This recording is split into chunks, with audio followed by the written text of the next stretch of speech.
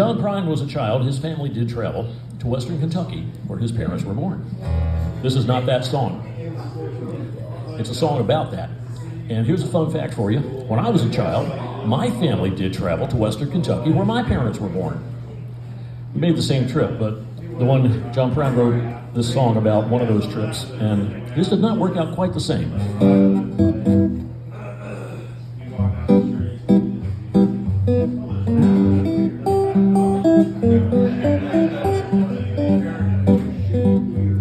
Well, here's a story about a man and his family and a big trip that they took.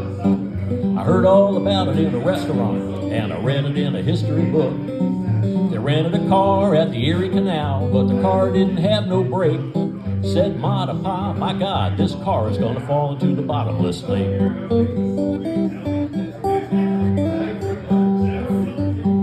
Mama turned to Daddy with a pale face, said I've done something horribly wrong.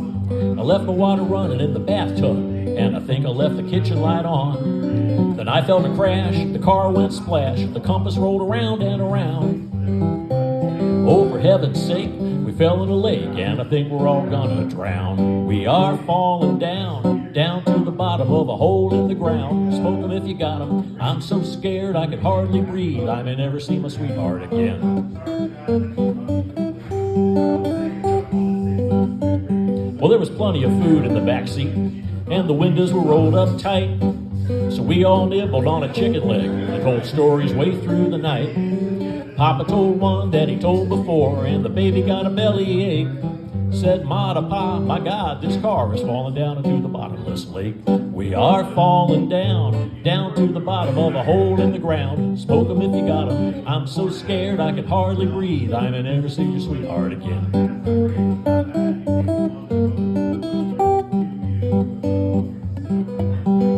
Papa played the music on the radio. Mama rocked the baby to sleep. Pa said he would have taken the other road, but he didn't think the lake was that deep. If the ferry been there at the end of the pier, we'd be halfway to Uncle Jake's. Instead of looking at fish out the window, I wish we'd hit the bottom of the bottomless lake. We are falling down, down to the bottom of a hole in the ground. Smoke 'em if you got 'em. I'm so scared I can hardly breathe. I may never see my sweetheart again. Now here's where things get a little weird. The story doesn't really have an ending, but it does have a moral.